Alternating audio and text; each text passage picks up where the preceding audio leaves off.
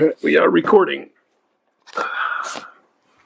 Whitman DPW Building Committee, today, October 7th, 5:34 p.m.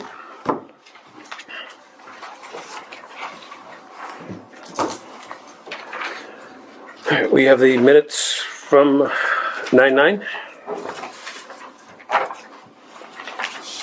Motion to accept as presented. Second. We have a motion and a second. Any further discussion? All in favor? Aye. Scott, you're up. Construction progress update. Doing some math. Yeah, it looks like our the invoices didn't pull over for Greg's invoices, so I'll only be able to pay him $14,192, not the $75. That's all right. We'll just take it out. We'll do the math. We can. Figure out what the total is, check that. But why don't we give you an update first? This is the completion letter.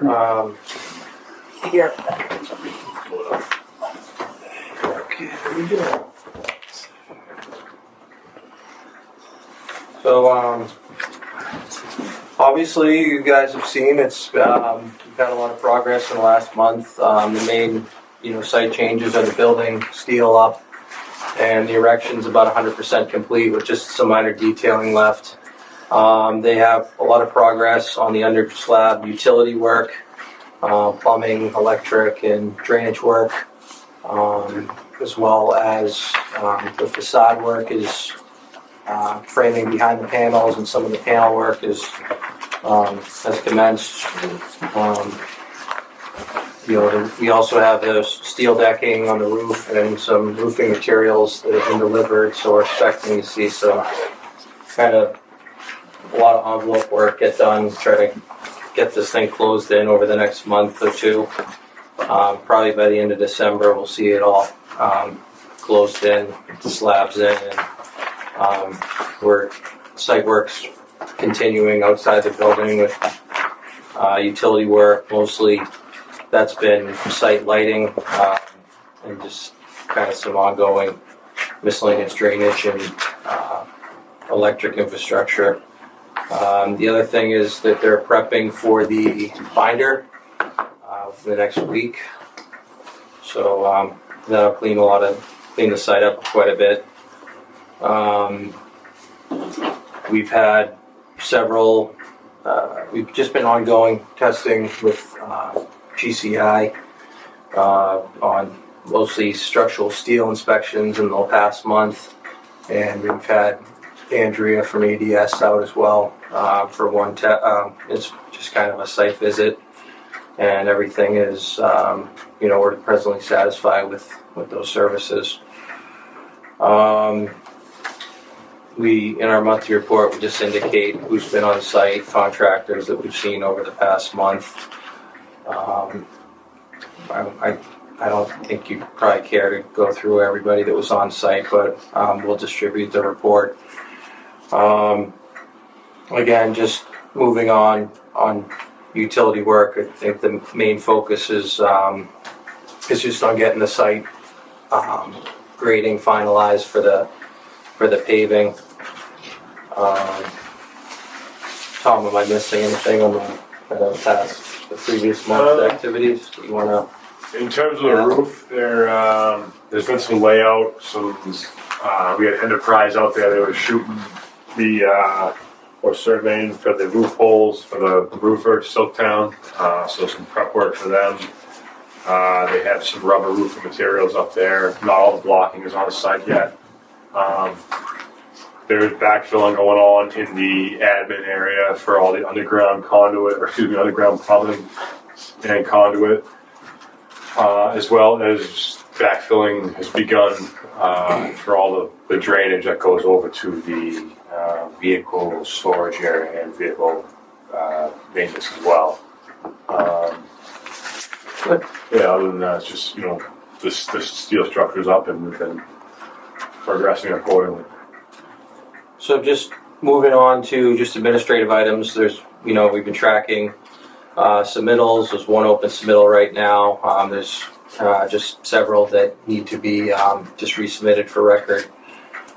There's been 66 RFIs to date, and there's 2 that are pending action. So HKA has been on top of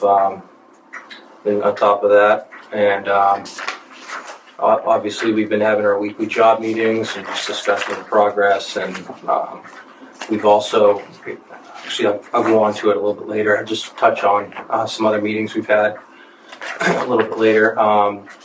For the forecasted work over this month, we're just going to be finalizing the steel detailing. Obviously we had the topping off ceremony today. Thankfully the rain held off and had a nice little ceremony over there. We're continuing with the under slab work, sprinkler prep, and actually, Tom, why don't I just let you run through this because you're on site. I think it'd be more fluid. Underground plumbing, drainage, like we stated, is all being backfilled now. It's been inspected. Other work we have forecasted for the rest of the month is, like Scott mentioned, we're going to be addressing the grade in preparation for the pre-prep work for the binder. We've been given a date of the 11th for that. I think that would probably just be, your base grade and your test grade before they actually get to it. So that date's up in the air. The framing will continue. Barbara's framing the exterior walls, miscellaneous framing around the building. The steel will continue to be painted, and the surveying for the roof curbs and layout for the roof for Silktown is ongoing and proposed to continue throughout the month of October. Other than that, that's we probably didn't get a update from. I was on the horn with Tony. We were supposed to get an update. They're supposed to update the schedule to bid docs last Wednesday, but they did not. So in terms of just the schedule update, I mean, they're pretty much on track with the last schedule update that they gave us. I think they're tracking in a good direction. I mean, if they can get the building closed in, like we're expecting them to, before any real bad winter conditions, I think we'll be in good shape.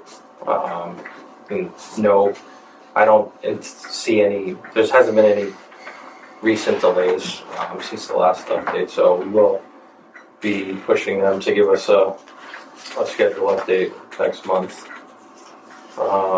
In terms of the overall budget, we are about 40% complete to date overall.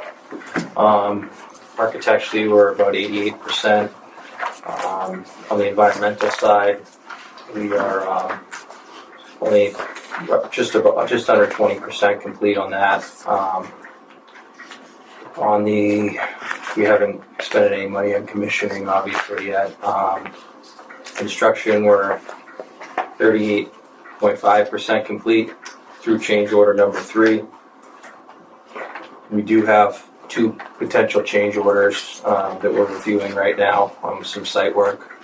I can give you some more information on that in a few minutes.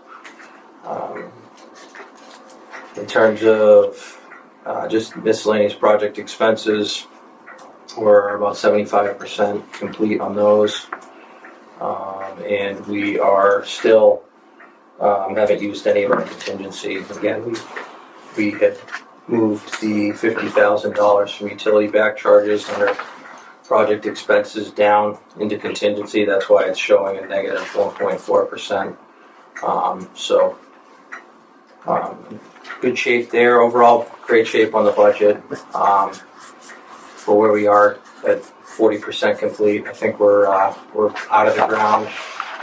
Really, I don't anticipate any major unforeseen conditions, and right now we're just trying to coordinate, FF&E, technology, access control, security, stuff like that.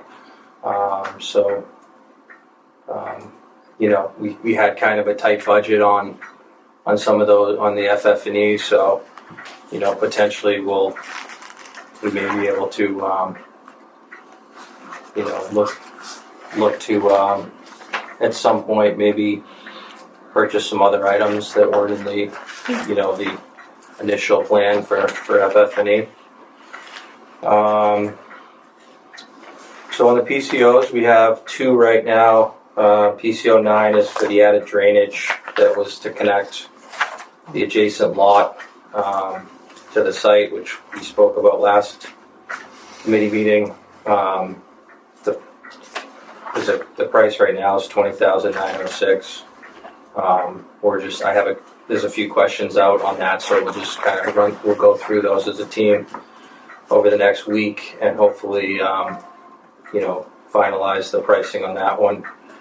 And then PCO number 10 is for almost $15,000 to adjust the bioretention basin due to the elevation at the bottom of the basin was into the water table, so there was a RFI on that, and then an adjustment to the size, making it wider, and bringing the elevation up to get out of the water. So we're just kind of reviewing those costs, and I have some comments on those as well. So best case scenario, we'll see those numbers come down a little bit. Worst case, those are our liabilities right now.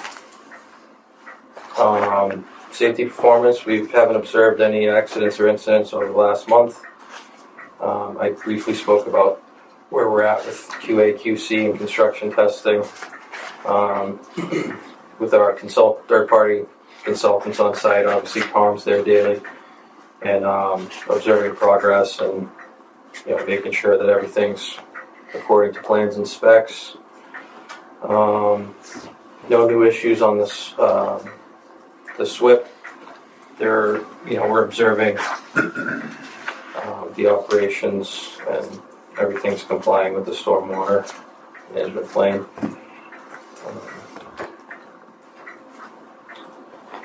Community issues, let's see here, this is I just put a note on here that Bruce had let me know about small depression out in the street by DMH1 that's out in front of the administration building on the street. And From where it's a temporary patch out there. They have to do permanent patching, so it hasn't seemed to gotten any worse. So we'll get them out there as soon as they can to address that. It may end up being in the spring unless you think it's. Well, it got filled in, so it's filled in, so it's not banging as much now. It was. I think they're going to address it either this week or next. They addressed the scratch pad. They cleaned that today as well. So. Who filled it in? I thought Paige. I had told them to, but they never told me they did. So Pompeo did go out there, and Yeah. I seen him out there. because I told them worst case, put some cold patch on it just to get it flush. So I looked at it today and it didn't look bad. So that's good to know. Potential issues, liabilities. I touched on PCOs 9 and 10. Nothing else on that. And we did kick off some FF&E and technology procurement and just kick off meetings. We've started the soliciting for budgetary pricing on furniture, and the procurement will be completed under terms of the Mass State contract. One of the vendors we've reached out to is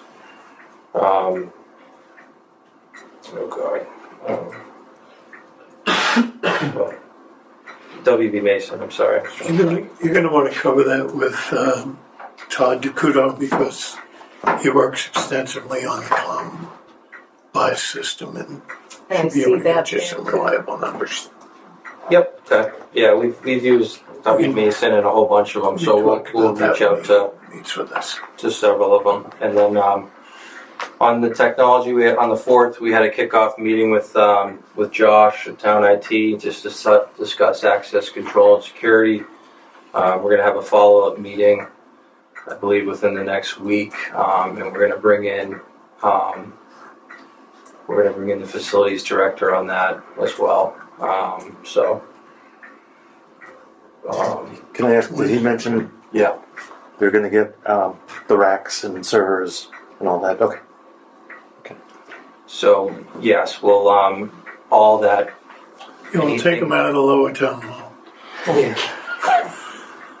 The hand-me-downs. So anything that's not within the construction scope will be bought out of FF&E and technology. So we'll be working with Josh and the town to determine those needs and start the purchasing. Let's see, progress photos. What's the decking? Lots of steel. I'll put my glasses on. I have almost too many photos for my own good of the whole thing, so it's hard to. That's the trouble with electronic photos. You just keep snapping. I mean, everyone was there today, so you can see where we're at now. But this is progress. But the sky was different color. Yeah. Couldn't tell. It's nice against the blue sky. I think the progress to date looks pretty good. Yeah. Looks great. This is all throughout, after our last meeting in early September, all the structural work going in. Obviously today when you guys were out there, you saw the panels and the building skin. Primary and secondaries.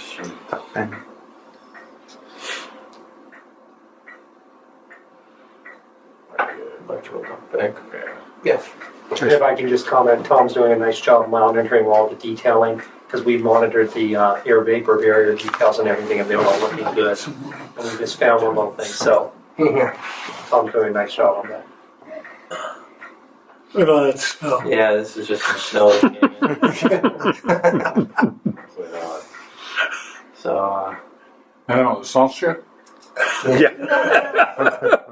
Backfilling with the salt next to the concrete.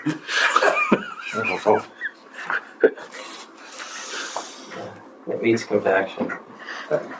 So, I think as far as an update from us, we are good. I don't know if Greg has anything else to add on HKA's end. No, I mean, like I said, the construction seems to be going well and everything. If there is contingencies, I know Scott brought up the two issues about the change orders that are in place.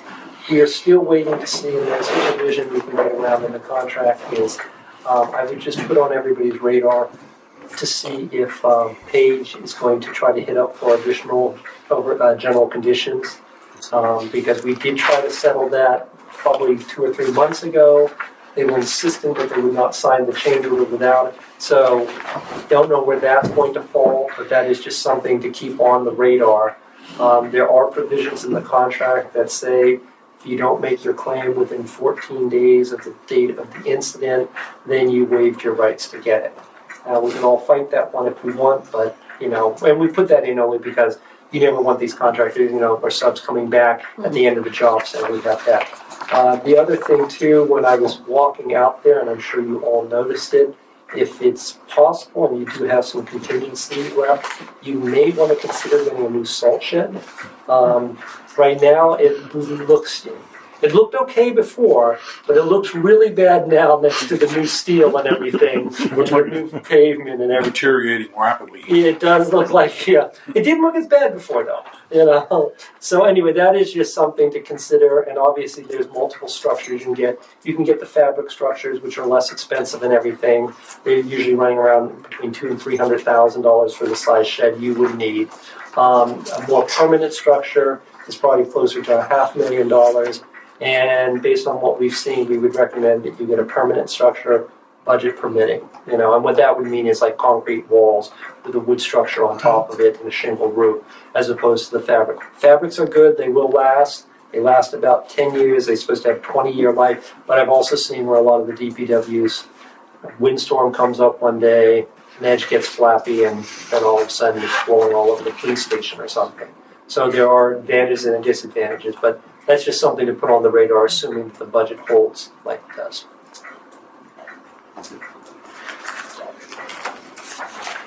Yeah, I mean, we were already planning on doing some upgrades to the salt shed. Once the binder's in and, we can move around in there and not be in anybody's way, I was going Which part are you to gonna upgrade? Well, I was The gonna- foundations, the walls.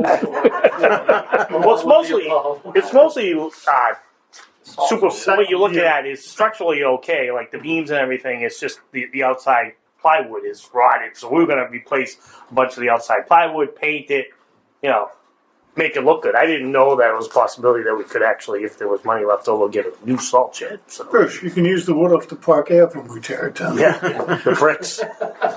But that's the question I said exactly to Bruce when I went out back. I'm like, oh, the salt shed's staying, huh? Like you said, it doesn't look as bad until you have a nice shiny new building. Yeah, it would be nice if we could.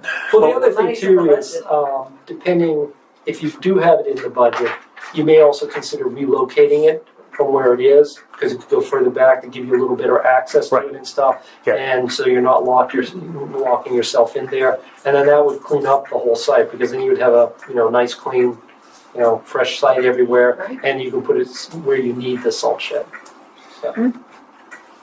It would be outstanding. If the project, say, did have half of the cost or 3/4 of the cost of a new salt shed, is there additional funding that was Chapter 90 money or something that would pay for the? You can use Chapter 90 money to build the salt shed, which has always kind of surprised me, but you can do that. Yeah, Oh, yeah, it's road orientated. Yeah. It's like a sweeper. it's tough if you're trying to do the whole thing because you deplete your funds, you Right. know. But if you have, like, Well, let's make sure our vote in May is a very open vote On to spend Chapter 90 money. Right. Yeah, the rules for Chapter 90 specifically state everything that you can use. Right, for. but unless we vote it that way, Yeah, voted as Well, I guess the other question is In accordance with. Chapter 90 rules and let's regulations. let's not put vehicles and roads in there. so, but I guess the first thing is the committee should decide what type of salt shed they want. And I gave you a rough proximity of what, I know that a lot of the towns are also going with brine systems. And that's a lot of the DPWs and stuff we're talking about now, which reduces the salt to, I think, about 1/3 to half of what you typically would need, which means you could use a smaller salt shed if you have a brine mixing operation and stuff. And so we are doing some of those together today. So, So I guess that's the first thing. I'd say if the town decided which direction they want to move, we can get you some conceptual estimates on that, so that then you could potentially take it to town meeting or something saying, hey, if we have this contingency and we need an extra $200,000, and I know everybody's, but I think at the end of the day, people might appreciate, and you may not even have to take it out of your Chapter 90, because I know that gets tight too. So anyway, those are just some suggestions, and yeah, I think as far as the brine, I don't think we would go in that direction if it was up to me anyway. Only because we'd have to upgrade our fleet. We'd have to, you have to, modify all the equipment that you have to be able to spread that. And Well, that's it really another eats part. up. It eats up. Really eats up the equipment worse than the salt, and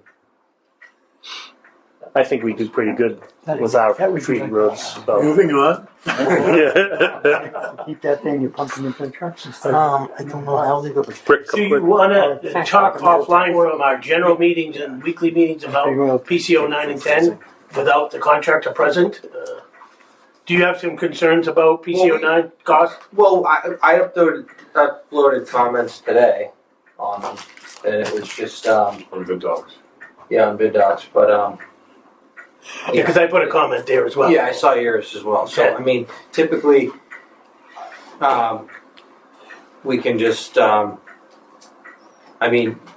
if the committee, I think it's within our authorization as the subcommittee, those values that we can make the decision. Right. And bring it as a change order to the next meeting. I just like to bring the What? full committee up to date. Like last time where we left the drainage issue was we didn't have a price. Now the full committee is aware that that's $20,000. In your estimation, is that reasonable for that work? Well, the question I have is, it looks like, I thought we were going out of the catch basin that's there, the 3-5 catch basin, but they priced it as a new catch basin. So, well, there is a new catch basin being added to the system. Okay, well, I didn't see it like, it wasn't clear to me because it was right on top of the other one, it seemed Well, like, so. to address your question, we know that that is the maximum price. So if you're looking for a committee meeting, is it something that you could say, we vote on these two PCOs not to exceed, and then we go back and we negotiate whatever else we can get? No, I think we could do what we've always done, Yeah. is between us, but I just bringing the full committee up to date with where we left it from the last meeting. I That's think it. there's room for it to come down. Obviously, Yeah. it's not going to go up, but I think that there's, the labor looked pretty fair, like based on how long it thought it was going to take to put that section of pipe in and catch basin and whatnot. But they had a lot of equipment attached to it that didn't kind of correlate to all the same hours. So it seemed like it might be a little heavy on the machine equipment, and there's, that would. Did they plan on going all the way back to the basin that abuts the neighbor's property and going into a new manhole? Yeah. I knew they had to go in a new manhole to make the turn. So they're gonna put all new pipe in, they're not just gonna pick it up where it left off. No, because they figured since it's probably 40, 50-year-old piping and stuff, or whenever that was approved, you'd not be happy if it collapsed 3 days after we walk off the site. So that is supposed to be new. Yes. Okay, thank you. This is it right here. It's over by the trailer. So I believe. So this is I affected thought by the this was binder. I thought this was the new catch basin here. That's the way I was looking at it. But see how there was. See, that's what I thought the I old thought that catch was. basin used. I thought that was. I think they're replacing that old one. Okay. For them. Yes. And so That's how Somebody talk about that's how they spring. figured it. Yeah. So Something's on there. The TV. I think that's what you and I were talking about. yeah, So 160 feet of pipe in a structure? yeah. They're gonna have to move the trailer. Fair. Yeah, it's not. Is it? They can It's- Structure's 8 grand, 10 grand, It's a select board meeting. 160 feet It's longer than I for thought. 10 grand. Yeah, A couple of days worth of work. CP, let's see. Wow, CPE? So Corrugated. one of the things you got to Plastic. consider, obviously, is the binder, right? I mean, we can't delay too long because we're going to be holding up the binder in that area, right? So, Right, but I don't think the binder. I don't think that October 11th is a legitimate binder date. I think that Oh. that's when they're gonna mobilize, for lack of a better term, get out there and start I bringing just changed the channel on the TV. I didn't want to touch it. And maybe the following week. So they didn't So shut it we'll off. keep that in mind. So Kevin, to answer your question about the CPE and stuff, I think that if that site ever comes up for site plan review with the adjacent property, I would get their water off of your property. Because that was that 1970 Yeah. agreement, 76 agreement, Yep. Yeah. and the world has changed a little, but because you don't want to be supporting their site forever. And there may be a sale down the road from what. I understand that sale has fallen through. Oh, We're has running up zeros. No, I don't mean that. A particular sale, but Honor the DEP. right, I still think they're entertaining maybe in the future selling, so. But they could contribute some of this for this. I was on board with them paying half, the 20 grand personally. So, I had just a couple of questions. And it kind of goes to what's left in the budget. So the environmental, you said we're 20% of the budget Yeah. to date. So obviously most of that's the soils and testing of that. Obviously we're going to see some, I won't say savings, but we Yeah. shouldn't get anywhere near, 25, 30% if we're even going to get to that. No, right now, the last I talked to Paige, we should be looking at about a $200,000 to $300,000 credit for the soils that we have. Now, the reason we're holding off just a little on that is because we haven't taken down the green building yet. Right. So, I mean, there is still a potential we might hit something, but as it stands today, there's about a $200,000 to $300,000 credit coming your way. they could build a nice We'll get someone to buy it, move it. building to maintain the equipment, Get a little. Okay, well, that kind of answers that. Which would help with the contingency you have that you might be able to get some storage. Yeah, and that's kind of, I mean, I wasn't thinking about salt shed, but I was just you know, when we're comfortable moving that or taking that. But you answered that question too. That obviously it may not be to the end, but we'll have a better idea. No, the concern is that any other miscellaneous utilities, when the green building comes down, tie-throughs, if there's any soils we hit, like we found that one unexpected tank and stuff, which wasn't a huge number, but we just hope there's nothing else. So you guys did okay getting out of the ground. Yeah. Okay. My other question for you, Greg, submittal-wise, any, I don't want to say showstoppers, but anything that Paige hasn't done or hasn't hinted to that concerns you? No, I think we've probably got 90% of the Okay. shop drawing submittals in. And Kevin, again, there's a provision in the contract that says that all submittals are supposed to be in 30 days after the notice to proceed. And we are well beyond that. And so I understand that. when the contractor comes back and says, you're delaying us on the project, we usually throw that clause back into them. And then all of a sudden they all get really cooperative on, we will expedite it, but don't push me on that one. But all the but big ticket stuff. it's the big ticket, long lead time. Yeah. Good. Glad to hear it. Only questions I had. Anyone else? Update? I don't know if this is the right time, but can we just touch on the conversation we had on Friday about the gates? Just on the board. The gates, yes. I don't know if you can pull up a site plan or not, but basically there's, and I want to call it loosely, 3 entrances to the site. You have the 2 right there where the fuel island is, okay? And then if Scott pans over a little, you'll see there's a gate between the fuel island and the parking lot. And then if he goes all the way over, you'll see the main entrance, which is right there at the next to the administration building.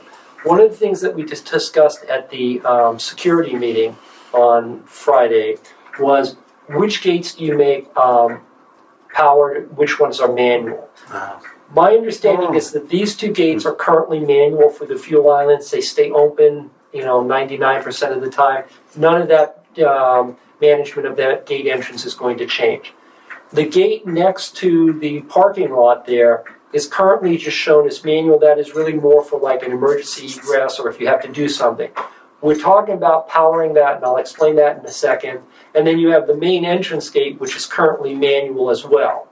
Now, problem with power-operated gates is they get a little unruly, and then there's this thing called New England that they put this white stuff down on the ground, and it freezes and creates all havoc and stuff. So what we talk about, and I think was a great compromise on addressing everything, is the 3 main gates across the front will all remain manual, and at 4 o'clock or 3 o'clock, when whoever leaves the last crew would close the main gate. Because the gate going into the parking lot is the smallest gate, we would actually make that a powered gate. And so what that would mean is if, there was a water pipe burst or something, somebody in the crews could just drive in, push the button, get in, they don't have to worry. But on daily operations, it doesn't make sense to make all of them powered because you guys seem to work just fine now and stuff. So that was kind of the discussion. That's kind of where we left the conversation, and I thought it was a great compromise because manual gates will remain manual. You operate them on daily things, but people that have to go in at night or something, so they don't have to get out and figure out how to unmit, they can just push the button, get through that parking lot gate. And we're anticipating if it's in that case, it would probably be like 2 or 3 trucks running back and You don't forth. push a button. Obviously, if it's a snow emergency and you're plowing all night, Yes. the main gate's going to be open. I have a question on the power gate. You say push a button. I mean, with a code. So there's different, and that's one of the details we're going to get into more. I mean, we don't want to show anybody can just push the button and go in. No. It'd be a transponder in your car. In your Okay. truck, okay. Or there would be, and you can also do it by cell phones or whatever. Right. The exact technology that they're going to choose has not been decided. It was just the fact that We don't have trouble with kids in the park. if somebody came in at night, had to do a water pipe, they could stay in their truck, push the transponder, or type in a code on their phone. They opens come the in gate through then. the fuel island, Dan. It's They that. come in on the side, I don't know if you can Okay. see it there. rather than opening the main gates and driving in and then closing it behind. Well, we got the pound back there, so the ACO offices, both of them need access to They get could get in the same way. Yeah, she would They could get a utilize transponder. the No, I think that's a good small idea. power gate would be Yeah. perfect. Yeah, that's a good idea then. And I think, I Well, don't we're know gonna if I have to said listen You it to don't before. have to open the main gate. Right. Yeah. Yep. Perfect. That'd be we own provisions for power at each of these locations. We just don't have it here. So if there had been a real push for this with binder going in and stuff like that, you'd want to, we'd want to get a conduit in over here. Yeah, I think you're right. It's more trouble in areas where temperature drops below zero to have powered gates than to have gates where you're able to manually move. Yeah. Because you're not open it, close it when we use it without. You're not in and out, opening and closing it all day long. Yeah, but we're thinking also like the smaller gate. I mean, usually you have like 10, 15 feet on the back side of Right. the gate. So if you have a 30-foot gate, it's a 45-foot gate. Where that way, if we put it on the parking, we can make it like a 15-foot gate Exactly. with a 10-foot back on it. So now it's only 25. Maintenance, everything, and the fact that it's not going to be heavily used in theory. So. Okay, I have another question. Sure. Have we decided and I hate to say this, but where the leaf pile's gonna go? And because you have a lot of traffic of residents driving up and dumping their leaves, and the old way used to go in the main gate and cross in front, it didn't really interrupt with the workers, but you never know. Again, I'm going to defer that one to Bruce. I thought the last discussion we had is just to the left of the fuel island, there was going to be a new gravel road, access road, so it can get far enough back without getting too complicated. Yeah. And it was going to be more of a kind of, let's get the main facility up and then we can do. I don't know, Bruce, where we stand. Did I get that right? Yeah, Dave and I have kind of been looking at it. I think we were generally where it was before, but closer to the road, Right. adjacent to the fuel. With a wider gate getting in. That gate we got there now with the two boulders is really tight. A lot of trucks can't, they're pulling the mirrors in to get in there to dump their leaves. So, Yeah, it would be bloody. Yeah. I don't have to listen to that. Good. Yeah, anybody comments? Any other questions from the board? Is really trash. Right, yeah. The last thing we have is just the invoices for the month, which Yep. I gotta just get the calculator out. Check math. Check the total because there's an error on the total. Let's see here. Where did that go? Here it is. So we had four. Well, we had more than four invoices, but we had requisition number 7 from Page for $2,547,843.10. We had CMS invoice number 9 for $45,000 and reimbursable number 4, which included 3 invoices from GCI for construction testing, totaling $12,369.50. So that totaled $57,369.50. We had ADS Environmental Engineering invoice number 10468 for $1,000. It's not true. It does. Oh, but Yeah. see this here? Yeah. So we just gotta add that in, right? Invoice 10468 for $1,111.70. And then HKA, we had invoice 22016-7. Those were reimbursable expenses for $14,092.20. And then we had The gift one. invoice 22016-8 for $75,588 for CA services. And the new total 269600450. everyone get that? The total invoice is $2,696,004.50. Oh. I'm going to make a motion to pay those invoices as That isn't outlined. enough. Because it left off that. I'll second for question. The 75,000. Motion is second. So just to bring the board's attention to the requisition from Page, and this obviously was not the pencil rec total, as we usually tell you. They did submit for more than they either supplied or completed. So I think it was to the tune of about 200,000. Yes. Yeah. So one of the policies that we've done to committee, for those of you, is, and it's been very helpful, CMS, HK, and representatives from the town, after the appropriate job meeting from there, we've all sat around reviewing the requisition together. Everybody chimed in. You know, we sent the comments, and it worked out fairly well. It took us about, I want to say, a half hour, 45 minutes. It wasn't bad at all to go through the requisition.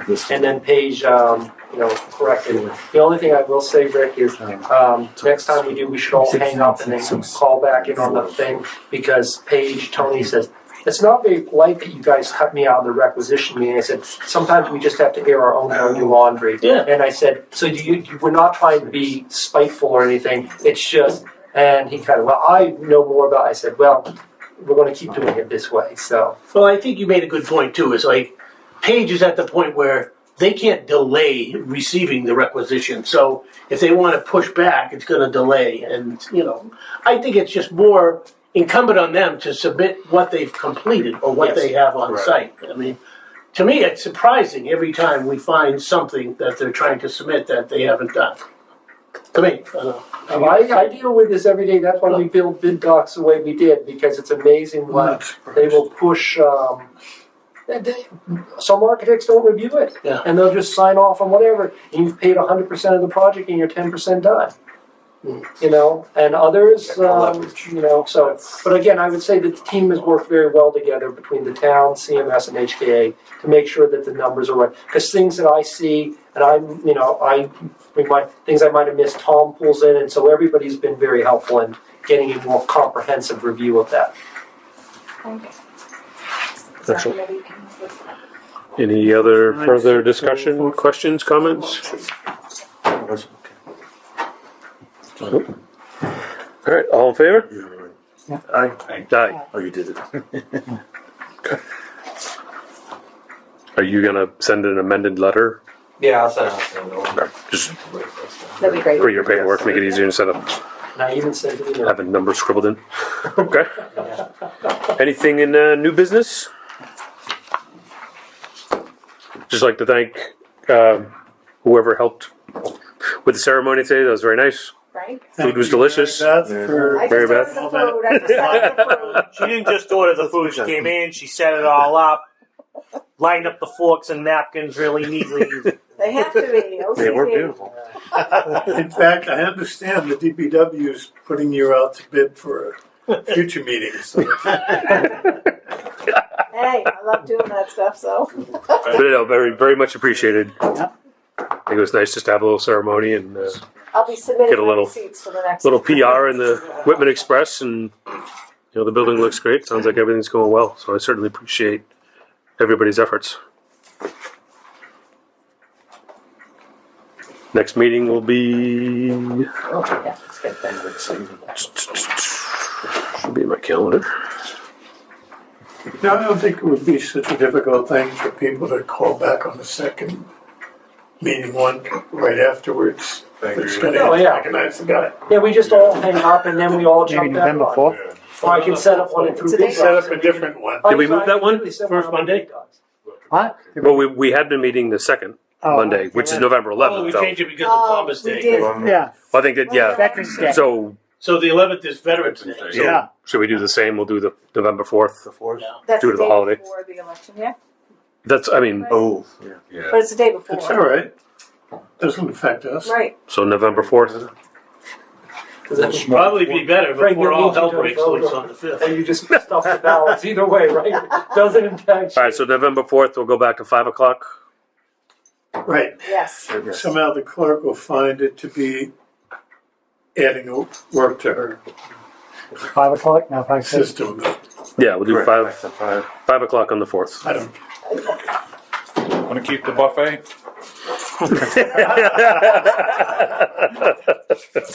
Dennis misses the old building. All right. Of course, we also met till 9 o'clock every night. If there's nothing else, I'll entertain a motion. Moved. Second. All in favor? Aye. Fine hour. All right.